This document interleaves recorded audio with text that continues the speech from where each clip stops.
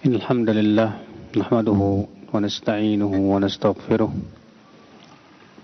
ونعوذ بالله من شرور أنفسنا ومن سيئات أعمالنا من يهده الله فلا مضل له ومن يضلل فلا هادي له أشهد أن لا إله إلا الله وحده لا شريك له وأشهد أن محمدا عبده ورسوله قال الله تعالى في كتابه الكريم يا أيها الذين آمنوا اتقوا الله حق تقاته ولا تموتن إلا وأنتم مسلمون أما بعد. Kita lanjutkan ayyuhal ikhwah. Sekarang kita masuk hadis yang ketiga ya. An Sa'id ibn al-Musayyib an Abi قال لما حضرت أبا طالب الوفاة جاءه رسول الله صلى الله عليه وسلم فوجد عنده أبا جهل وعبد الله بن أبي أمية بن المغيرة فقال رسول الله صلى الله عليه وسلم يا عم قل لا إله إلا الله كلمة أشهد لك بها عند الله فقال أبو جهل وعبد الله بن أبي أمية يا أبا طالب أترغب عن ملة عبد المطلب فلم يزل رسول الله صلى الله عليه وسلم يعرضها عليه ويعيد له تلك المقالة حتى قال أبو طالب آخر ما كلمهم هو على ملة عبد المطلب وأبى أن يقول لا إله إلا الله فقال رسول الله صلى الله عليه وسلم أما والله لأستغفرن لك ما لم أنهى عنك فأنزل الله عز وجل ما كان للنبي والذين آمنوا أن يستغفروا للمشركين ولو كانوا أولي قربى من بعد ما تبين لهم أنهم أصحاب الجحيم وأنزل الله تعالى في أبي طالب فقال لرسول الله صلى الله عليه وسلم إنك لا تهدي من أحببت ولكن الله يهدي من يشاء وهو أعلم بالمهتدين. Dari Sa'id ibn al-Musayyib dari ayahnya yaitu Al-Musayyib, ketika Abu Talib telah hadir kematiannya, Rasulullah SAW datang dan ternyata beliau menemui atau mendapati di sisi Abu Talib ada Abu Jahal dan ada Abdullah bin Abi Umayyah bin Mughirah. Ini dua pentolan Quraisy, kaum musyrikin. Maka Rasulullah SAW bersabda, hai paman, ucapkan la ilaha illallah.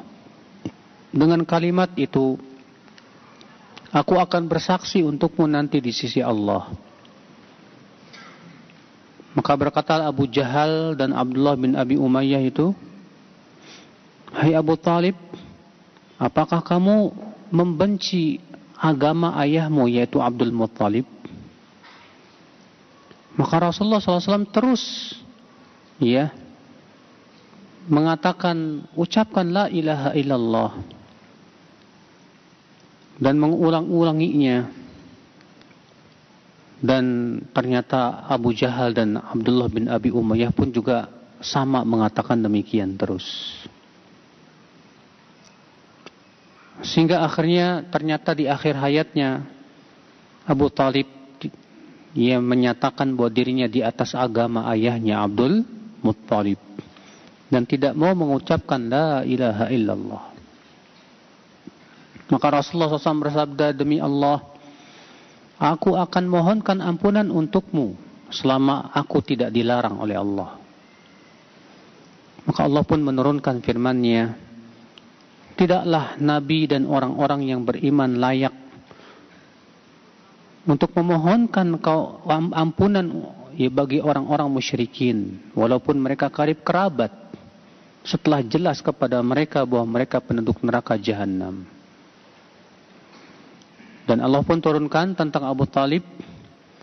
Allah berfirman kepada Rasulnya, sesungguhnya engkau tidak bisa memberi hidayah kepada siapa yang kamu suka, akan tetapi Allah lah yang memberi hidayah kepada siapa yang Allah kehendaki.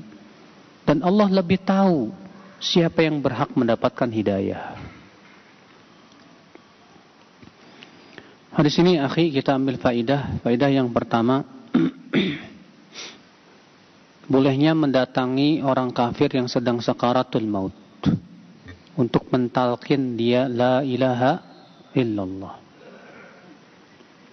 Ini kalau antum punya saudara yang kafir, ya, kemudian dia menuju kematiannya, maka kesempatan gunakan, suruh dia mengucapkan la ilaha illallah. Faedah yang kedua akhi yang bisa kita petik dari hadis ini, itu disyariatkan mentalkin mayat dengan mengucapkan la ilaha illallah. Sebagaimana dalam hadis, laqinu mautakum la ilaha illallah. Talkinkan mayat kalian dengan ucapan la ilaha illallah. Kalau di masyarakat kita Pak, talkinnya pakai apa coba? Allah, Allah, Allah. Alasannya apa? Katanya kepanjangan, kasihan itu la ilaha illallah. Nanti dia khawatirkan pas dia mengucapkan la ilaha mati. Jadinya nanti matinya musyrik katanya. Kita katakan ya akhi, jangan tolak dalil dengan akalmu. Rasulullah yang menyuruh talkinkan mayatmu dengan ucapan la ilaha illallah, terus kamu tolak dan kamu katakan kasihan mayatnya kepanjangan. Siapa yang lebih tahu tentang kebaikan, kamu apa Rasulullah SAW? Rasulullah lebih tahu ya daripada kita, saudaraku. Terus kalau dia si mayat baru mengucapkan la ilaha meninggal dunia, maka ia tetap dianggap mengucapkan la ilaha illallah karena niatnya dia mengucapkan la ilaha illallah. Allah Maha tahu kalau si hamba ini mau mengucapkan la ilaha illallah. Maka jangan diganti. Rasulullah sudah menentukan, talkinkan mayat kalian dengan ucapan la ilaha illallah. Jangan diganti dengan Allah, Allah. Karena Allah saja tidak menunjukkan tauhid, Pak. Iya. Hatta orang musyrikin juga bisa kan mengucapkan Allah, Allah. Allah berfirman, wala in sa'altahum man khalaqas samawati wal ard la yaqulunallah. Kalau kamu bertanya kepada orang-orang musyrikin itu, siapa yang menciptakan langit dan bumi, mereka akan berkata Allah. Apakah dengan ucapan Allah mereka jadi tauhid? Tidak. Tauhid itu harus mengandung dua, Pak. Yang pertama peniadaan, yang kedua penetapan. Sebatas menetapkan saja nggak cukup. Makanya la ilaha illallah terdiri dari dua rukun di situ. Yang pertama la ilaha, artinya apa? Meniadakan. Yang kedua illallah, artinya apa? Menetapkan. Sebatas meniadakan, tidak ada Tuhan, ateis. Sebatas menetapkan bahwa Allah sebagai Tuhan, tapi tidak meniadakan yang lainnya, syirik. Maka kalau misalnya kita talqin Allah, Allah, Allah, apa maksudnya? Ya maksudnya supaya dia mengakui Allah sebagai Tuhannya. Nggak cukup. Tauhid itu adalah la ilaha illallah. Tidak ada ilah yang berhak disembah kecuali Allah Subhanahu wa taala saja. Maka salah besar ya kalau mentalkinkan mayat dengan Allah, Allah. Wallahi ini kesalahan besar, Pak. Bahkan termasuk bid'ah dalam agama. Ya, Rasulullah yang mengajarkan, talqinkan mayat kalian la ilaha illallah. Amalkan. Karena Rasulullah mengatakan, man kana akhiru kalamihi la ilaha illallah dakhalal jannah. Siapa yang ucapan terakhirnya di dunia ini la ilaha illallah, pasti masuk surga. Rasulullah tidak katakan siapa yang ucapan terakhirnya Allah Allah. Tapi Rasulullah katakan siapa yang ucapan terakhirnya la ilaha illallah.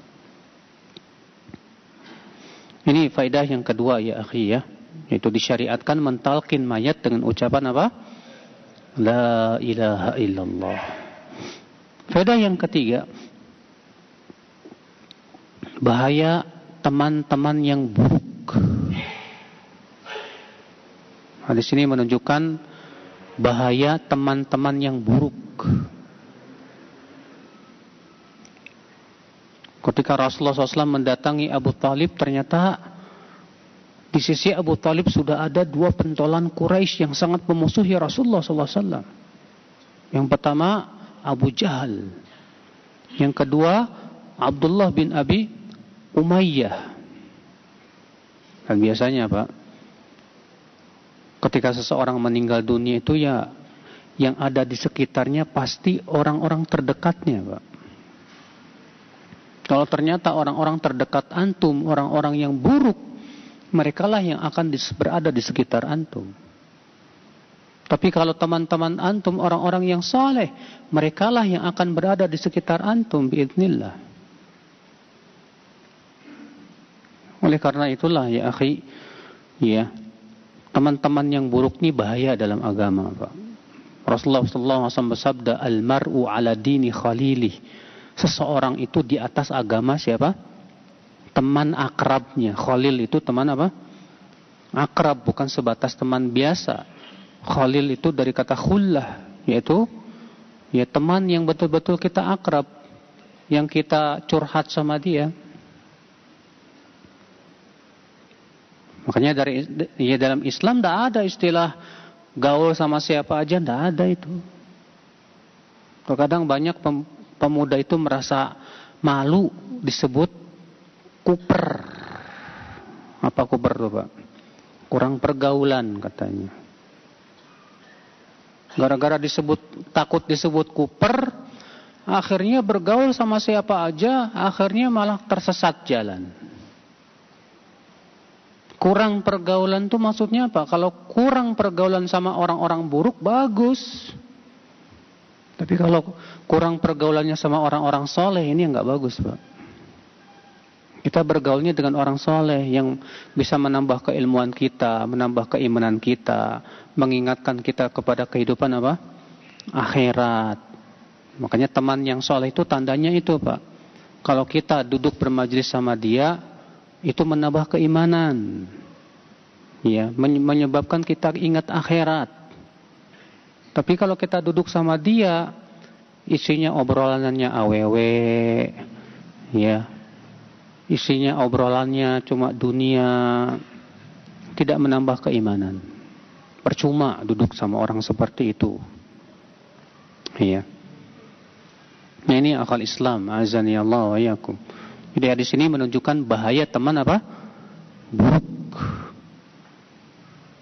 Dalam surat Al-Furqan ayat 52 Allah mengisahkan tentang penduduk neraka yang masuk neraka gara-gara temannya. Allah berfirman tentang penduduk neraka ini, apa kata dia? Qala ya wailata laitani lam attakhidh fulanan khalila. Laqad adallani 'anil dzikri ba'da idz ja'ani. Dia berkata, aduh, andaikan aku tidak jadikan dia sebagai teman akrabku.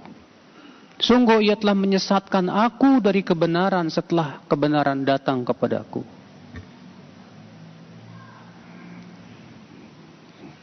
Kalau nyesalnya di dunia sih nggak masalah, Pak. Ini nyesalnya di neraka, gimana?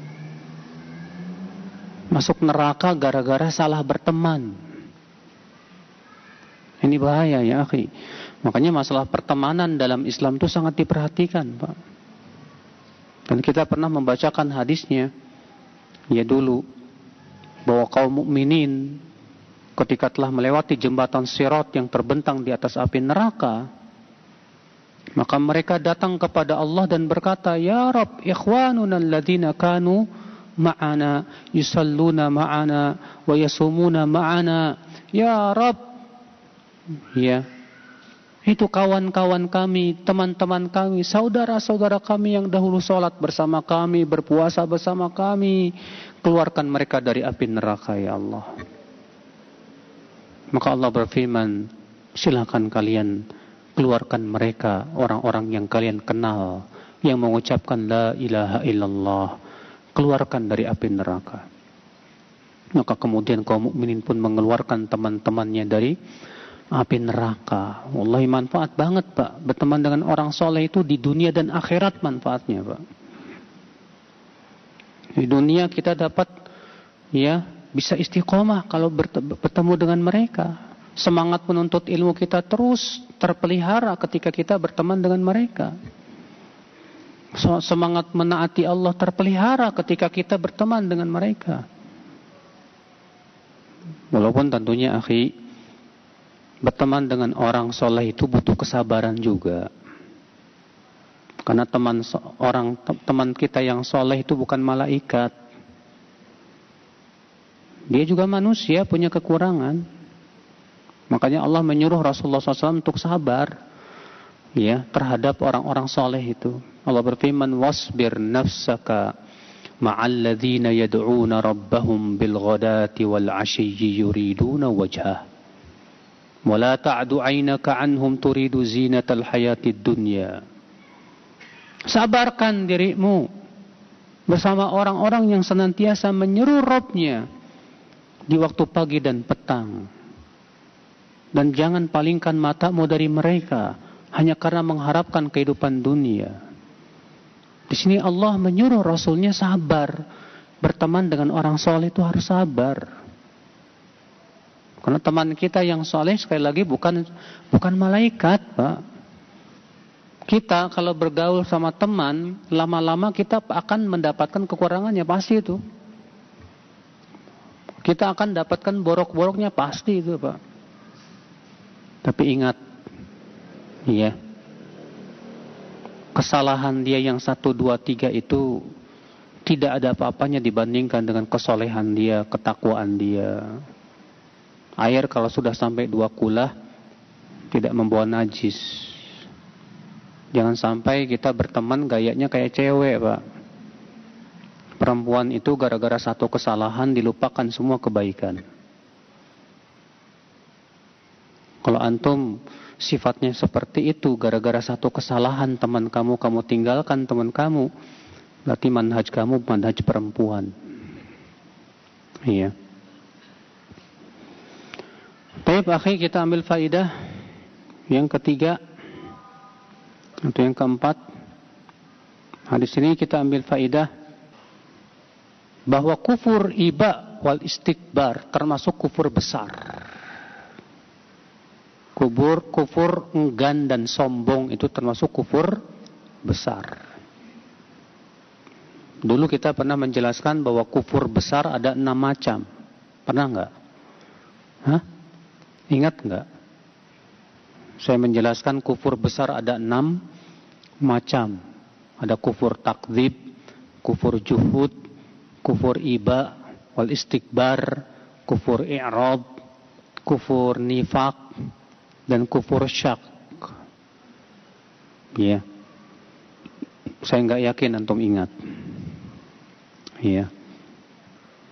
Nah, di antara kufur yang besar itu kita sudah pernah jelaskan, yaitu kufur iba wal istikbar.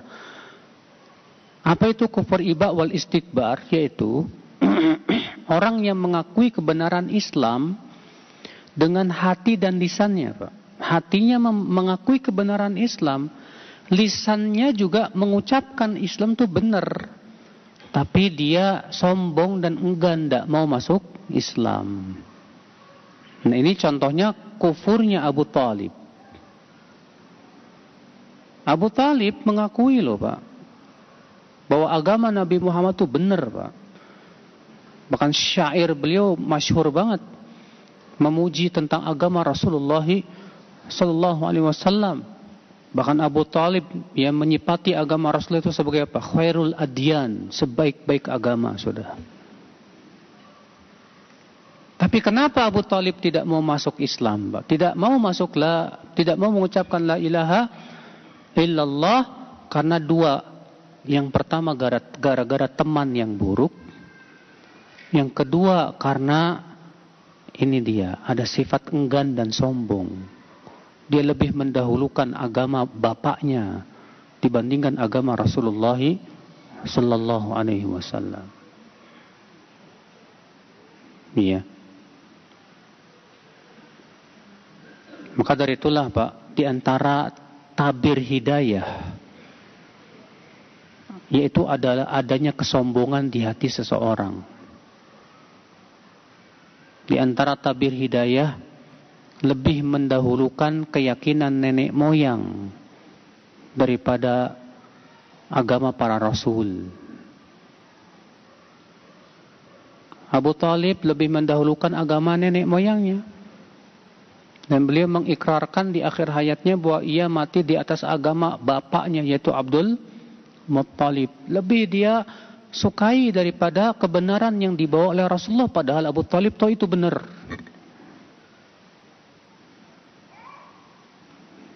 Ya, mengerikan ya akal Islam. Oleh karena itulah hati-hati. Ya, jangan sampai kita punya sifat sombong, Mbak, dari menerima kebenaran, sehingga akhirnya kesombongan itu memasukkan kita ke dalam api neraka. Na'udzubillah. Nasallallahu salamata wal afiyah. Faedah yang selanjutnya, hadis ini menunjukkan, Pak, larangan memohonkan ampunan untuk orang yang mati di atas kesyirikan. Larangan memohonkan ampunan untuk orang yang mati di atas kesyirikan.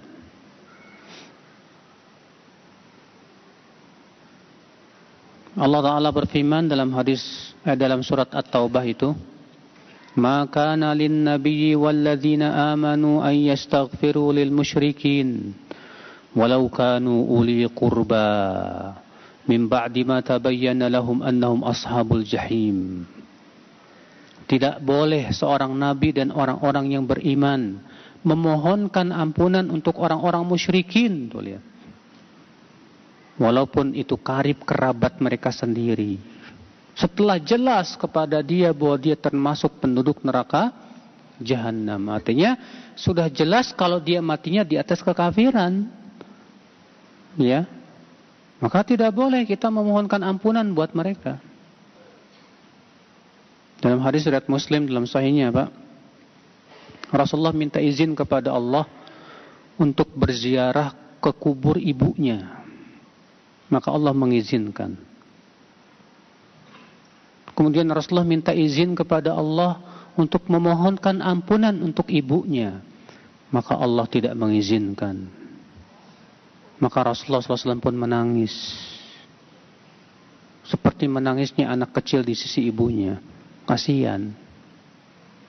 Demikian dalam riwayat Muslim dalam sahihnya. Ikhwatul Islam, azani Allah wa iyyakum. Maka dari itu, akhi, ya, kalau kita tahu ayah kita atau ibu kita atau saudara kita mati di atas kekafiran, tidak boleh kita memohonkan ampunan buat dia. Nggak bakalan diterima. Ya, Allah mengatakan istaghfir lahum aw la tastaghfir lahum in tastaghfir lahum 70 marratan fala yaghfirallahu lahum. Kamu mohonkan ampunan kepada mereka atau kamu tidak mohonkan ampunan. Jikapun kamu memohonkan ampunan untuk mereka 70 kali, tetap Allah tidak akan terima itu. Tetap tidak akan Allah ampuni. Karena dosanya terlalu berat, Pak. Itu dosa syirik. Orang yang mati di atas kesyirikan abadan tidak akan diampuni oleh Allah selama-lamanya. Allah berfirman, innahu may yusyrik billah faqad harramallahu alaihi al-jannah wa ma'wahu an-nar. Sesungguhnya siapa yang mempersekutukan Allah, maka Allah haramkan ia masuk ke dalam surga. Ngeri, Pak. Maka sudah selayaknya, Pak, untuk kita mengkhawatirkan diri kita jatuh kepada syirik. Jangan merasa aman, Pak. Sudah selayaknya yang kita berusaha pikirkan bagaimana sih kita wafat di atas la ilaha illallah, di atas tauhid. Karena itu syarat untuk masuk ke dalam surga Allah Azza wa Jalla. Faedah selanjutnya yang bisa kita petik dari hadis ini, ikhwatal Islam. Hadis ini menunjukkan bahwa hidayah taufik itu di tangan Allah. Kita tidak bisa memberi hidayah kepada siapa yang kita mau, enggak. Tapi yang memberi hidayah siapa? Allah. Sampai-sampai Rasulullah aja Allah mengatakan apa? Innaka la tahdi man ahbabta. Sesungguhnya engkau wahai Muhammad sallallahu alaihi wasallam tidak bisa memberi hidayah kepada orang yang kamu sukai, enggak. Walakinnallaha yahdi man yasha. Akan tetapi Allah lah yang memberi hidayah kepada siapa yang Allah kehendaki. Tugas kita cuma mendakwahi. Tugas kita cuma ngajak. Soal kemudian hidayah itu di tangan siapa? Di tangan Allah. Ya. Kalau kita sudah berdakwah, ternyata enggak dapat tugas hidayah. Ya sudah, gimana lagi? Hadis ini juga menunjukkan ya akhwal Islam bahwa Allah yang paling tahu siapa orang yang paling berhak dapat hidayah. Allah tahu siapa yang berhak dapat hidayah dan siapa yang tidak berhak dapat hidayah, Pak. Iya. Ada orang sudah dikasih hidayah, disia-siakan hidayah itu, Pak. Karena dia menyia-nyiakan hidayah, akhirnya Allah ambil lagi tuh hidayahnya tuh. Ada yang kayak gini, Pak. Sudah dikasih hidayah kepada sunnah, sudah paham sunnah, tapi kemudian dia sia-siakan. Dia tidak syukuri nikmat hidayah tersebut. Dia malah hatinya malah pengen balik lagi ke masa depannya, ke masanya dulunya yang gelap itu. Akhirnya Allah cabut hidayah itu. Akhirnya dia kembali lagi kepada kegelapannya dahulu. Na'udzubillah. Nasallallahu salamata wal afiyah. Kenapa? Karena ternyata hidayah tidak cocok untuk hatinya, Pak. Allah paling tahu. Allah lebih tahu dari kita. Kenapa si fulan dapat hidayah? Kenapa si fulan gak dapat hidayah? Allah tahu siapa yang hatinya cocok dapat hidayah dan siapa yang hatinya tidak cocok dapat hidayah. Baik, kita lanjutkan bab umirtu an uqatilan nas hatta yaqulu la ilaha illallah. Bab sabda Nabi SAW, aku diperintahkan untuk memerangi manusia sampai mereka mengucapkan la ilaha illallah.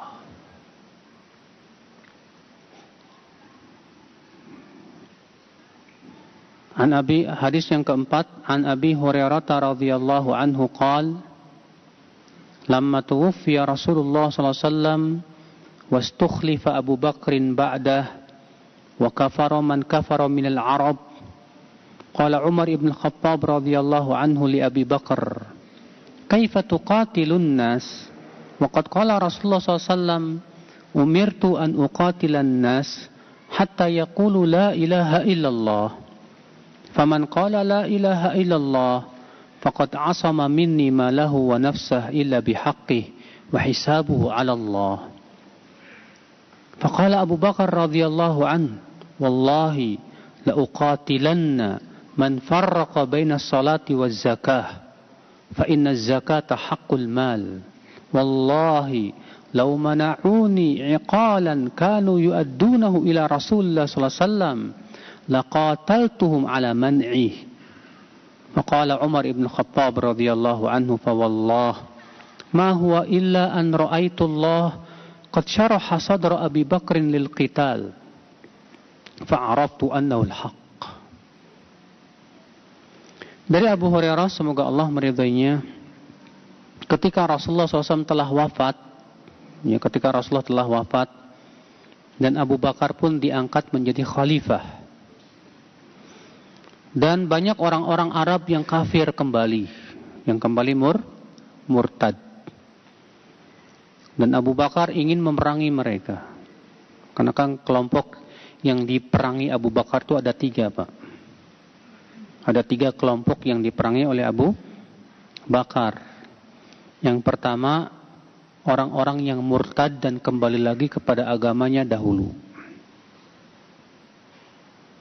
Yang kedua, orang-orang yang mengikuti para nabi palsu.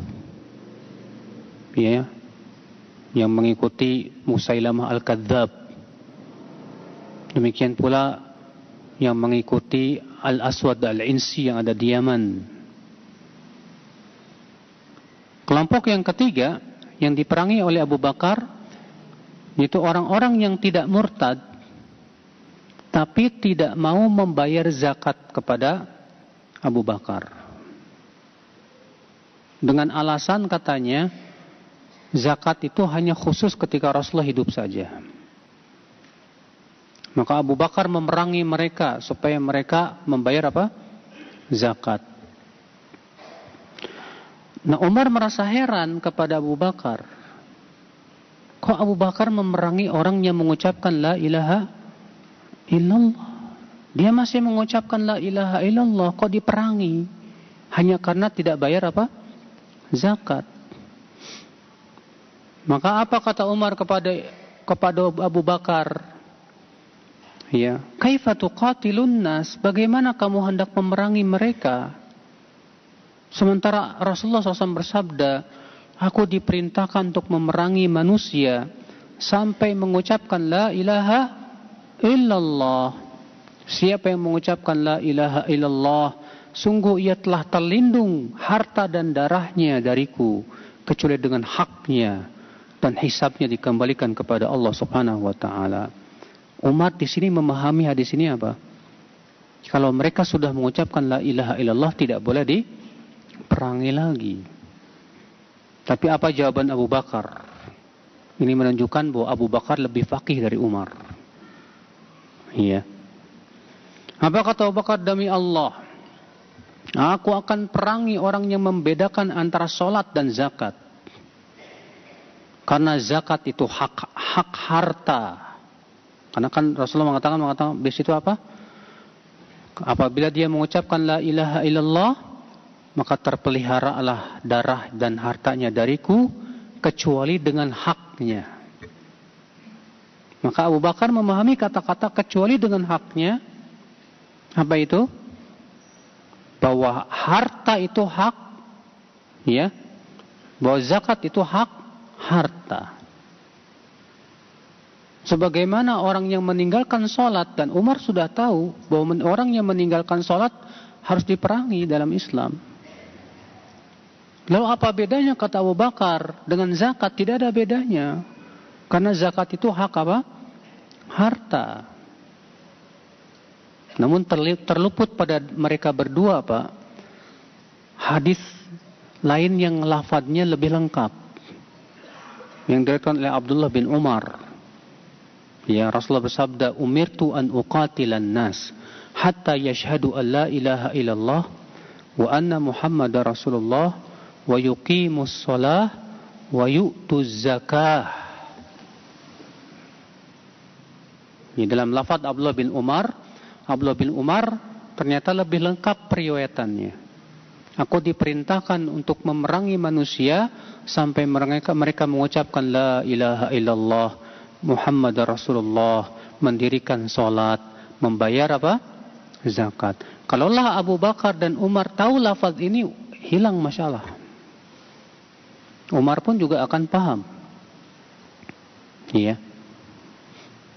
Tapi subhanallah, ya, demikian memang tidak semua sahabat menguasai seluruh ilmu, seluruh hadis. Ada hadis-hadis yang tersembunyi kepada sebagian apa? sahabat-sahabat besar, Pak. Tapi diketahui oleh sahabat yang lain. Iya. Maka Abu Bakar mengatakan, demi Allah, hai Umar, aku akan perangi orang yang membedakan sholat dengan zakat. Karena zakat itu hak harta.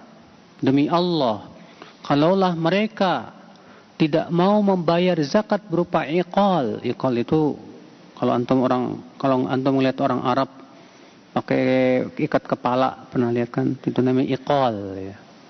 Iya. Kalaulah mereka tidak mau membayarkan iqal yang dahulu mereka suka bayarkan kepada Rasulullah sallallahu alaihi wasallam, sebagian ulama menafsirkan kata iqal itu artinya apa? Kambing. Iya.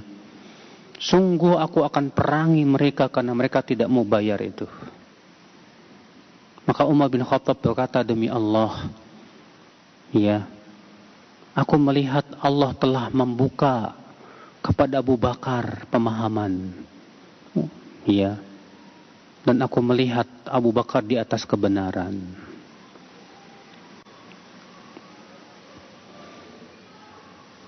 Baik, akhi, kita ambil faidah.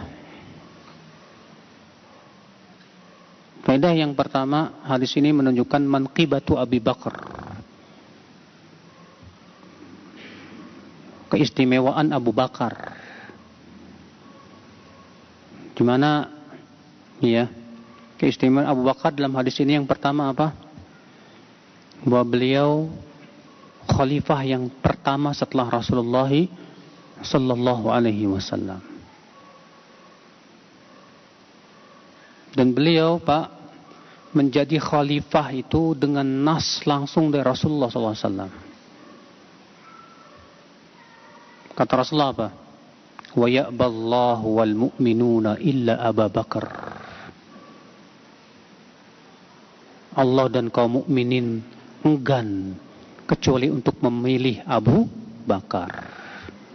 Makanya Rasulullah ketika sakitnya di akhir hayatnya menyuruh Abu Bakar untuk menjadi imam. Ya. Sebagai isyarat bahwa yang menjadi pengganti beliau setelah Rasulullah meninggal siapa? Abu Bakar. Bahkan Rasulullah meminta kertas untuk dituliskan padanya siapa yang akan menjadi khalifah setelahnya. Tapi kemudian terjadi perselisihan para sahabat. Ya. Umar mengatakan, jangan ganggu Rasulullah. Rasulullah sedang sakit. Ya. Sudah jelas kok di sisi kita ada kitabullah. Nah, kemudian setelah Rasulullah wafat, Pak, ketika Abu Bakar, Umar, dan sahabat Muhajirin mau mengurus jenazah Rasulullah, rupanya kaum Ansar lagi ngumpul di suatu tempat Saqifah Banu Sa'idah untuk memilih siapa yang akan menjadi apa? Khalifah. Sampailah beritanya kepada Abu Bakar, Umar. Maka Abu Bakar memandang ini bakalan terjadi fitnah besar ini. Ayo. Akhirnya terpaksa mereka menunda pengurusan jenazah Rasulullah SAW karena menghindari mudarat yang jauh yang lebih besar. Datanglah Abu Bakar dalam keadaan mereka sedang berkumpul. Iya. Maka kemudian Abu Bakar mengingatkan kepada kaum Ansar tentang sabda Rasulullah SAW. Kalian ingatkan sabda Rasulullah SAW, ya, bahwa yang paling berhak menjadi khalifah itu orang Quraisy.